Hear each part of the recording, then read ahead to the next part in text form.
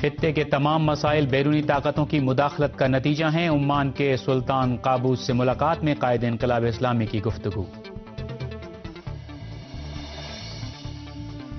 کیمیائی اسلحے کے استعمال کا الزام سیاسی ہے، شام کے صدر بشار اسد کا انٹرویو۔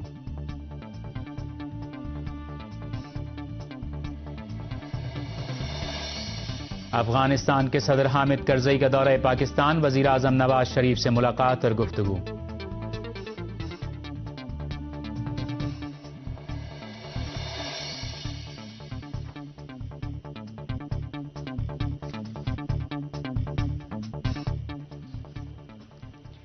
بسم اللہ الرحمن الرحیم، درود و سلام ہو محمد و آل محمد پر۔ السلام علیکم ناظرین، اسلامی جمہوریہ ایران کے دارالحکومت تہران سے خبرنامے کے ساتھ حاضر خدمت ہیں۔ ہماری ویب سائٹ کا پتہ ہے urdu.sahartv.ir اور ہمارا ای میل ایڈریس ہے خبریں@sahartv.ir۔ انٹرنیٹ پر براہ راست ہماری نشریات آپ ان پتوں پر دیکھ سکتے ہیں: urdu.sahartv.ir/iOS، urdu.sahartv.ir/Android اور urdu.sahartv.ir/live۔ لیجیے اب آپ تفصیل کے ساتھ خبریں ملاحظہ فرمائیے۔ قائد انقلاب اسلامی آیت اللہ العظمہ سید علی خامنہئی نے خطے کے تمام مسائل کو بیرونی طاقتوں کی مداخلت کا نتیجہ قرار دیا ہے۔ عمان کے فرمانروا سلطان قابوس نے جو اتوار کو ایک اعلیٰ سطحی وفد کے ہمراہ ایران کے سرکاری دورے پر تہران پہنچے ہیں، پیر کو قائد انقلاب اسلامی آیت اللہ العظمہ سید علی خامنہئی سے ملاقات کی۔ قائد انقلاب اسلامی آیت اللہ العظمہ سید علی خامنہئی نے اس ملاقات میں اپنی گفتگو کے دوران علاقے کے حالات کو بحران کا شکار قرار دیا اور فرمایا کہ اس صورتحال کی بنیادی وجہ بیرونی طاقتوں کی گوناگوں مداخلت ہے۔ قائد انقلاب اسلامی نے دینی، مذہبی اور مسلکی مسائل کو سیاسی اختلافات میں دخیل کیے جانے کو خطرناک امور میں شمار کیا اور فرمایا کہ افسوس کہ خطے کی بعض حکومتوں کی حمایت سے تکفیری گروہ تشکیل پایا ہے جو مسلمانوں کے تمام فرقوں کا مخالف ہے۔ آپ نے فرمایا کہ تکفیری تحریک کے حامیوں کو معلوم ہونا چاہیے کہ ان کا دامن بھی اس آگ سے محفوظ نہیں رہے گا۔ آیت اللہ العظمہ سید علی خامنہئی نے اس بات پر زور دیتے ہوئے کہ صہیونی حکومت بھی، جس کو امریکہ کی ہمہ گیر حمایت حاصل ہے، خطے کے لیے مستقل خطرہ ہے، فرمایا کہ بدعنوان صہیونی حکومت اجتماعی قتل عام کے ہتھیاروں کے وسیع گوداموں کے ساتھ خطے کے لیے انتہائی خطرناک ہے۔ آپ نے فرمایا کہ خطے کو عام سلامتی اور امن و امان کی ضرورت ہے اور یہ اہم ہدف علاقے میں عام تباہی کے ہتھیاروں پر حقیقی معنی میں پابندی لگا کر ہی حاصل کیا جا سکتا ہے۔ قائد انقلاب اسلامی نے اپنے خطاب میں ایران اور عمان کے دوستانہ اور گرمجوش روابط کی طرف اشارہ کرتے ہوئے فرمایا کہ تیل اور گیس سمیت مختلف میدانوں میں دونوں ملکوں کے درمیان روابط میں زیادہ سے زیادہ فروغ کے لیے حالات سازگار ہیں۔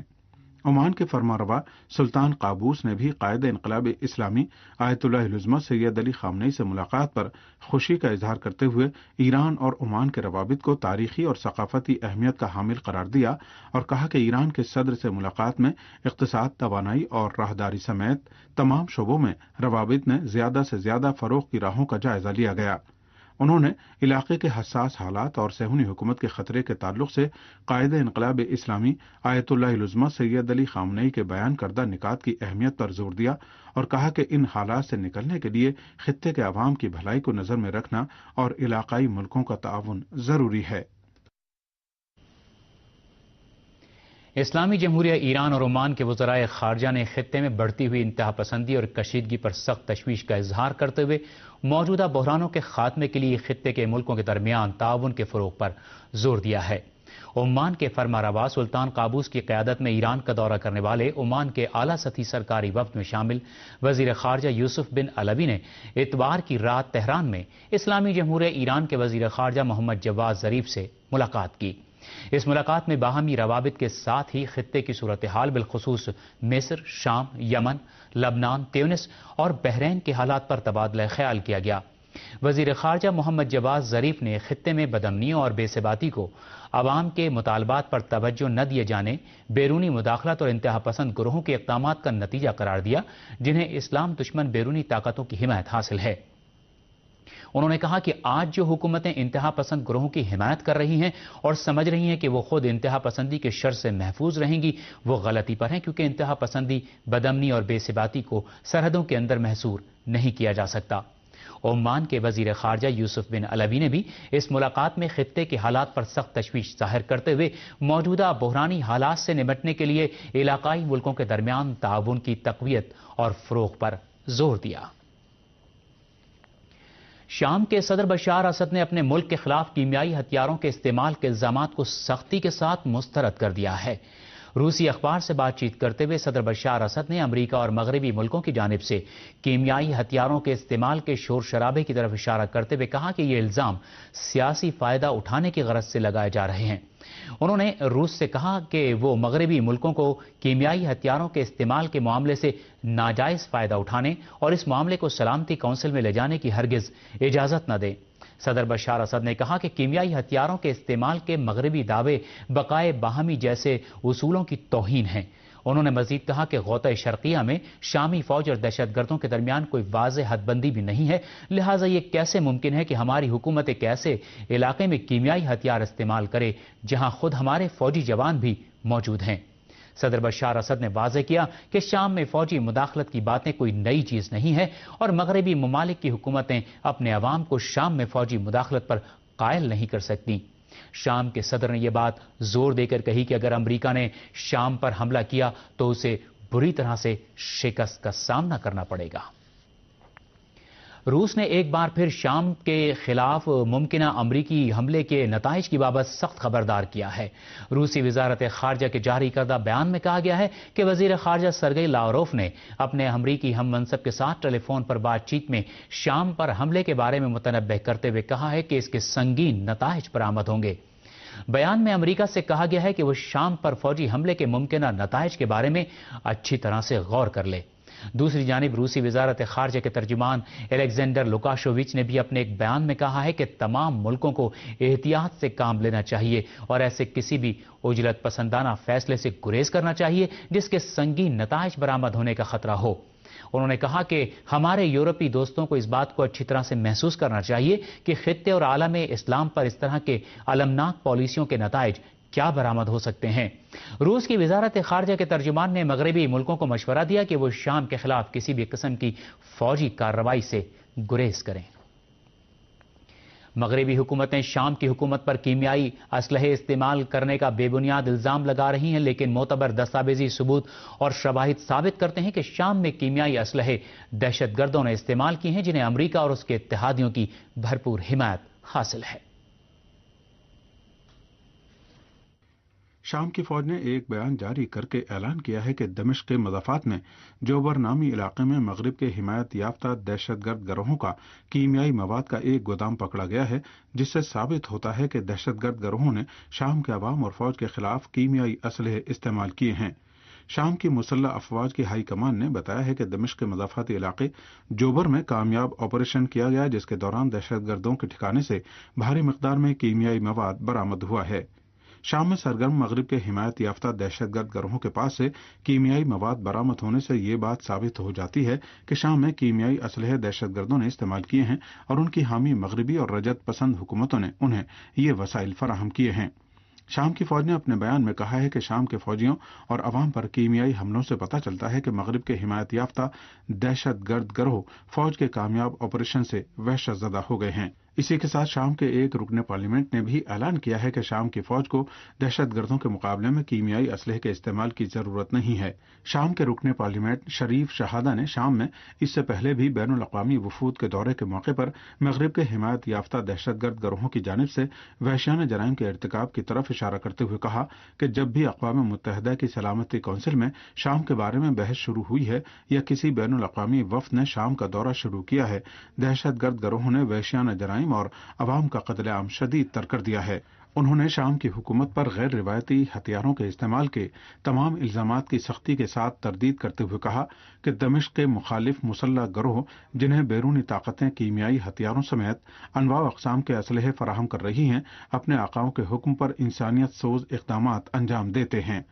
इसी के साथ शाम की हुकूमत की जानिब से अक़वाम मुत्तहिदा की तहक़ीक़ाती टीम के साथ भरपूर मुस्बत ताउन की रिपोर्टें भी मौसूल हुई हैं।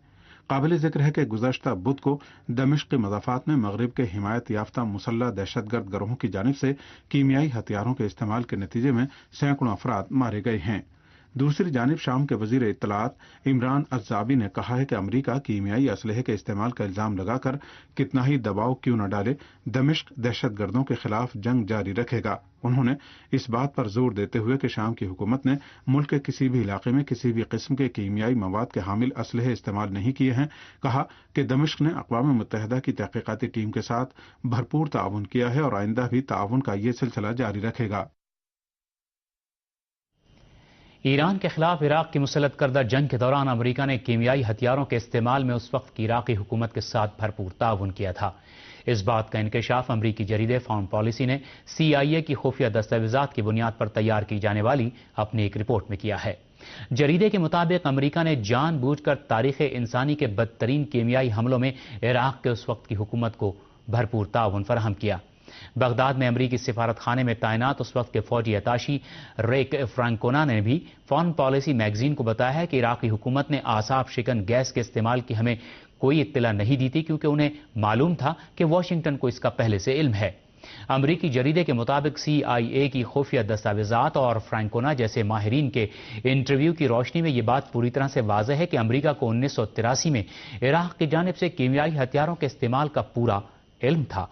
فارن پالیسی میگزین کے رپورٹ کے مطابق فرانکونا نے کہا ہے کہ ان کو 1984 میں صدام کی جانب سے کیمیائی ہتھیاروں کے استعمال کا پہلی بار علم ہوا۔ افغانستان کے صدر حامد کرزئی پیر کو سرکاری دورے پر اسلام آباد پہنچے اور پاکستان کے وزیر اعظم میاں نواز شریف کے ساتھ باہمی دلچسپی کے امور پر تبادلہ خیال کیا۔ تفصیلی رپورٹ کے ساتھ اسلام آباد سے یاور بخاری۔ وزیر اعظم میاں محمد نواز شریف کی دعوت پر افغانستان کے صدر حامد کرزئی نے پاکستان کا مختصر دورہ کیا۔ افغان صدر جب اسلام آباد ایئرپورٹ پہنچے تو ان کا شایان شان استقبال کیا گیا۔ بعد ازاں جب وہ وزیر اعظم ہاؤس پہنچے تو وہاں بھی ان کا پرتپاک استقبال کیا گیا، جس کے بعد افغان صدر نے وزیر اعظم میاں محمد نواز شریف کے ساتھ ملاقات کی، جس میں پاک افغان تعلقات اور خطے کی صورتحال پر تبادلہ خیال کیا گیا۔ بعد ازاں دونوں رہنماؤں نے مشترکہ پریس کانفرنس کرتے ہوئے پاک افغان دیرینہ دوستانہ تعلقات کے فروغ اور باہمی تعاون پر اتفاق کیا۔ اس موقع پر افغان صدر نے کہا کہ افغانستان میں امن عمل کے لیے پاکستان کا کردار بہت اہم ہے، جبکہ دونوں ملکوں کے مابین اچھے تعلقات خطے کے تمام ممالک کے مفاد میں ہیں۔ ان کا کہنا تھا کہ ہمارا ہدف صرف افغانستان اور پاکستان میں ہی نہیں بلکہ پورے خطے میں امن قائم کرنا ہے۔ تاہم پاکستان اور افغانستان کے مابین تجارتی اور اقتصادی تعاون و تعلقات کا فروغ دونوں ملکوں کے عوام کے مفاد میں ہے۔ وزیر اعظم نواز شریف نے افغان صدر کے دورہ پاکستان پر خوشی کا اظہار کرتے ہوئے کہا کہ پاکستان افغان قیادت کے زیر انتظام افغانستان میں مفاہمتی عمل کی حمایت جاری رکھے گا۔ انہوں نے کہا، ہماری خواہش ہے کہ افغانستان سے نیٹو افواج کے انخلاء کا سنگ میل پرامن طریقے سے ہو۔ بعد ازاں وزیر اعظم ہاؤس میں افغان صدر کے اعزاز میں ظہرانے کا بھی اہتمام کیا گیا۔ یاور بخاری، سہار عالمی نیٹ ورک، اسلام آباد۔ مشرقی افغانستان میں ایک فوجی چیک پوسٹ پر ہونے والے حملے کے دوران کم از کم 5 طالبان اور 2 فوجی مارے گئے ہیں۔ افغانستان کے مشرقی صوبے کاپیسا کے گورنر کے ترجمان نے بتایا ہے کہ پیر کی صبح 15 طالبان کے گروپ نے اورسک کے علاقے میں واقع ایک فوجی چیک پوسٹ پر حملہ کر دیا، جس کے نتیجے میں 2 فوجی اور 5 طالبان ہلاک ہو گئے۔ اس حملے میں 10 طالبان کے زخمی ہونے کی بھی خبر ہے۔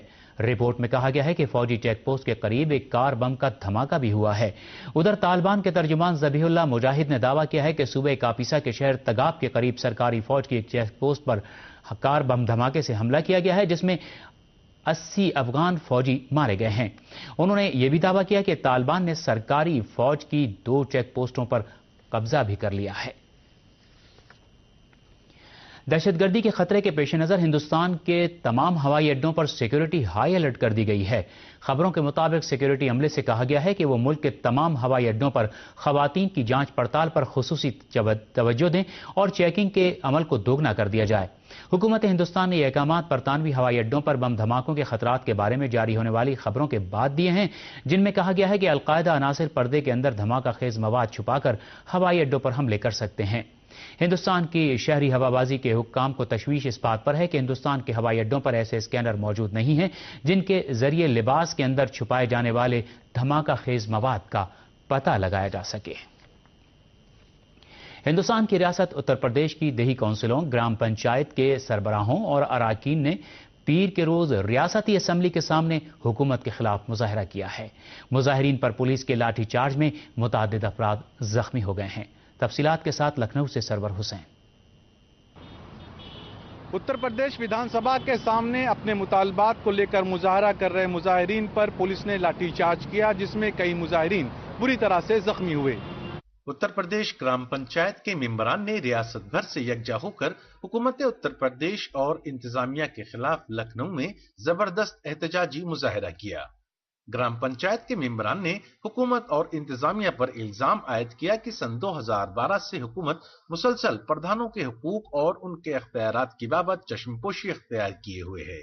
اپنے 40 نکاتی مطالبات کو لے کر احتجاج کر رہے ان پردھانوں پر پولیس انتظامیہ نے حالات پر قابو پانے کے لیے بالآخر لاٹھی چارج کا سہارا لیا، جس میں کم و بیش 25 افراد بری طرح سے زخمی بھی ہوئے۔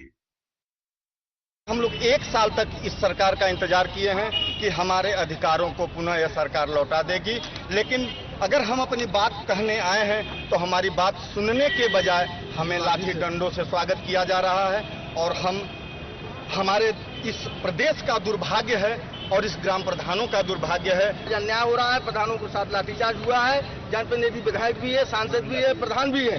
کیمرامین ارشاد حسین کے ساتھ سرور حسین، سحر عالمی نیٹ ورک، لکھنؤ۔ مغربی کنارے کے شہر رام اللہ میں اسرائیلی فوج کے حملے میں کم از کم 3 فلسطینی شہید ہو گئے ہیں۔ خبروں میں کہا گیا ہے کہ اسرائیلی فوجیوں نے آج پیر کے روز رام اللہ میں واقع قلندیہ کیمپ پر حملہ کر دیا، جس کے دوران 3 فلسطینی شہید اور 15 دیگر زخمی ہو گئے۔ فلسطینی ذرائع کا کہنا ہے کہ اسرائیلی فوجیوں نے قلندیہ کیمپ پر حملہ کر کے فلسطینیوں کو گرفتار کرنے کی کوشش کی، جس کے خلاف فلسطینیوں نے زبردست احتجاج کیا۔ اس دوران اسرائیلی فوجیوں نے احتجاج کرنے والے نہتے فلسطینیوں پر بندوقوں کے دہانے کھول دیے۔ اسرائیلی فوجیوں نے غرب اردن کے مختلف علاقوں پر حملے، فائرنگ اور گرفتاریوں کو اپنا معمول بنا رکھا ہے۔ عراق کے مختلف شہروں میں ہونے والے دہشت گردانہ حملوں اور بم دھماکوں میں کم از کم 42 افراد جاں بحق ہو گئے ہیں۔ عراقی حکام کا کہنا ہے کہ اتوار کو مختلف مقامات پر ہونے والے دہشت گردانہ بم دھماکوں میں 42 افراد جاں بحق ہوئے ہیں، جن میں 5 بچے بھی شامل ہیں۔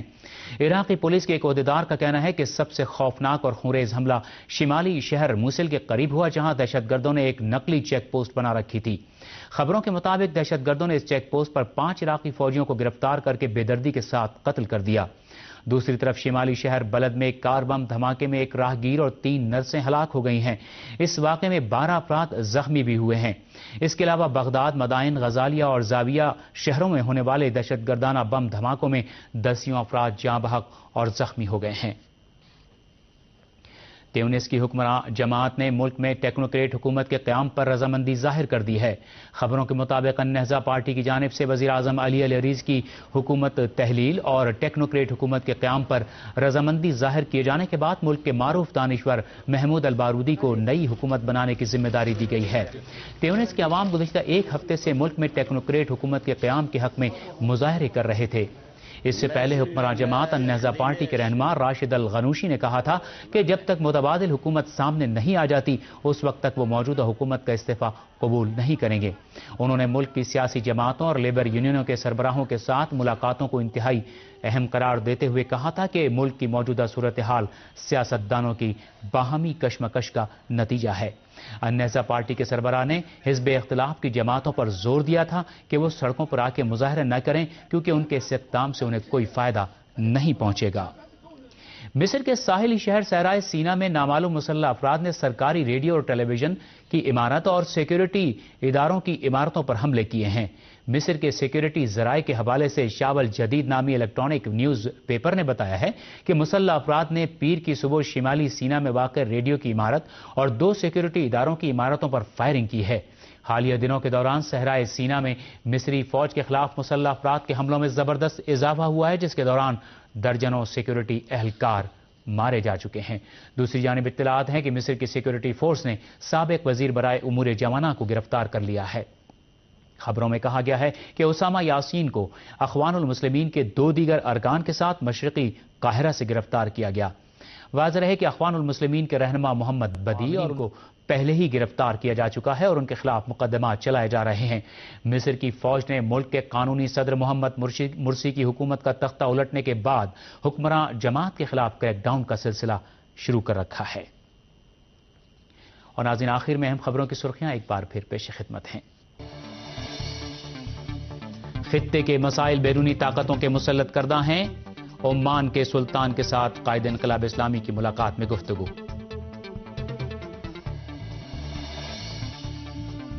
کیمیائی اسلحوں کے استعمال کا الزام سیاسی ہے، شام کے صدر بشار اسد کا انٹرویو۔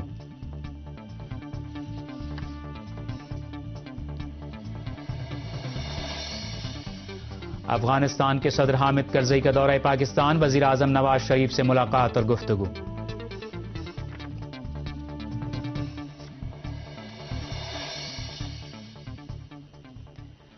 ناظرین، خبریں اپنے اختتام کو پہنچی۔ تازہ ترین خبروں کے لیے آپ ہماری ویب سائٹ دیکھ سکتے ہیں، پتہ ہے urdu.sehertv.ir۔ اسی کے ساتھ مجھے اجازت دیجیے، خدا حافظ۔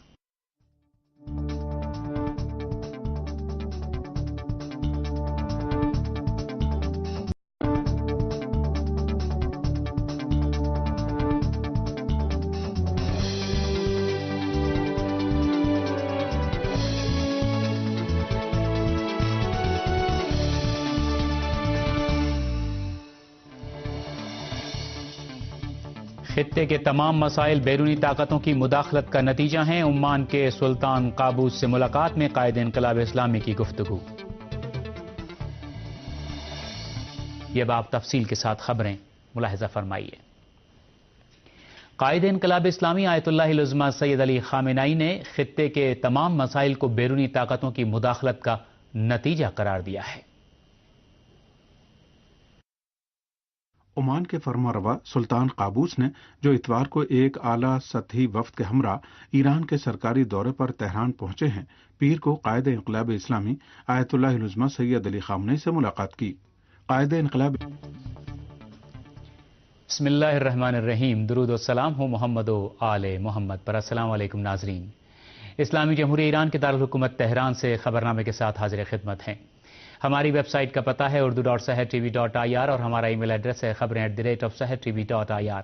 انٹرنیٹ پر براہ راست ہماری نشریات آپ ان پتوں پر دیکھ سکتے ہیں، urdu.sehertv.ir/iOS، urdu.sehertv.ir/Android اور urdu.sehertv.ir/live۔ اسلامی آیت اللہ العظمہ سید علی خامنہئی نے اس ملاقات میں اپنی گفتگو کے دوران علاقے کے حالات کو بحران کا شکار قرار دیا اور فرمایا کہ اس صورتحال کی بنیادی وجہ بیرونی طاقتوں کی گوناگون مداخلت ہے۔ قائد انقلاب اسلامی نے دینی، مذہبی اور مسلکی مسائل کو سیاسی اختلافات میں دخیل کیے جانے کو خطرناک امور میں شمار کیا اور فرمایا کہ افسوس کہ خطے کی بعض حکومتوں کی حمایت سے تکفیری گروہ تشکیل پایا ہے جو مسلمانوں کے تمام فرقوں کا مخالف ہے۔ آپ نے کیمیائی اسلحے کے استعمال کا الزام سیاسی ہے، شام کے صدر بشار اسد کا انٹرویو۔